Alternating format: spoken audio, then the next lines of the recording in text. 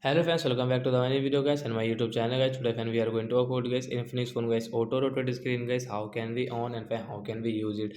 Friends, you want to on guys Infinix phone guys auto rotate, so how can you on it today friends? I will show you, I will tell you, and guys I will also tell you guys how can you use it in any Infinix phone device.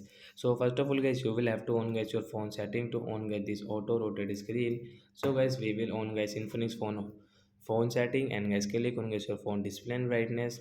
Then guys scroll it. Hence you can see your auto rotate screen guys, we will on from here. After on guys, you want to rotate your screen, so guys you can rotate. Example guys, you are using your YouTube app, and guys you want to rotate your screen, so guys you can rotate like that guys, and you can use it. So like that guys, we can on guys auto rotate setting guys, and we can use it in our Infinix phone device.